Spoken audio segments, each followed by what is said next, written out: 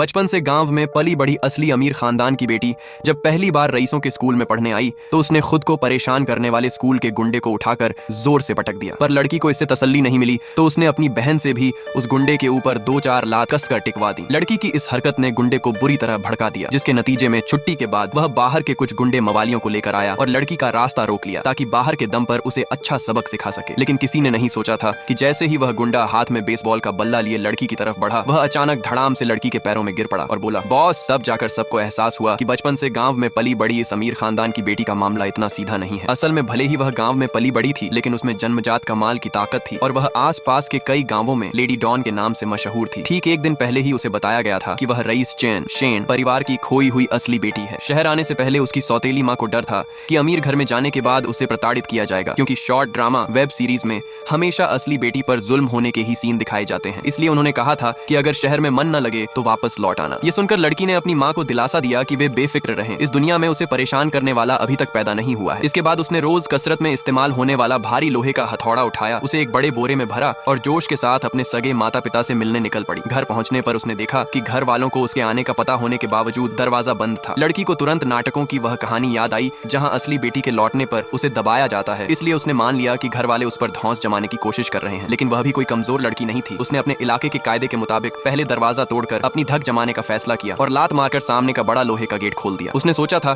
कि दरवाजा खुलने पर सारे घर वाले उसे गुस्से से घूर रहे होंगे, लेकिन वहां का नजारा बिल्कुल अलग था। उस वक्त परिवार के चारों लोग बेहद शराफत से जमीन पर घुटनों के बल बैठकर उसका स्वागत कर रहे थे। उसके पिता ने बताया कि उन्होंने बीती पूरी रात इस स्वागत के तरीके को तैयार करने में बिताई है ताकि लड़की को महसूस हो सके कि वे उसे कितनी अहमियत देते हैं। एक पल के लिए लड़की का चेहरा उलझन से भर गया, क्योंकि यह नाटकों में दिखाई जाने वाली प्रताड़ना से बिल्कुल अलग था। फिर भी उसने पहले सबको खड़े होने को कहा, लेकिन जब उसने देखा कि रईस परिवार होने के बावजूद वे सब बहुत साधारण और फटे हाल कपड़ों में थे, तो उसे शक हुआ कि ये लोग जरूर उसका इम्तिहान लेने के लिए कगाल होने का नाटक कर रहे हैं। खासकर सामने खड़ी नकली बेटी, जो नाटकों के हिसाब से पक्की मकार होगी, जिससे उसे सावधान रहना होगा। पर नकली बेटी ने आगे जो किया, उसने लड़की की सोच को पूरी तरह बदल दिया। उसने कहा, दीदी नमस्ते। लड़की सोचने लगी कि इस वक्त तो इसे तमाशा खड़ा करके मुझ पर झूठा इल्जाम लगाना चाहिए था। फिर यह मुझे दीदी क्यों बुला रही है? अभी लड़की यह समझ भी नहीं पाई थी कि उसकी माँ ने कहा कि वह सफर करके थक गई होगी और उसका हाथ पकड़कर ऊपर ले गई ताकि वे उसे उसके लिए तैयार किए गए कमरे में आराम करा सके। पार्ट 2 के लिए कमेंट में यस लिखे।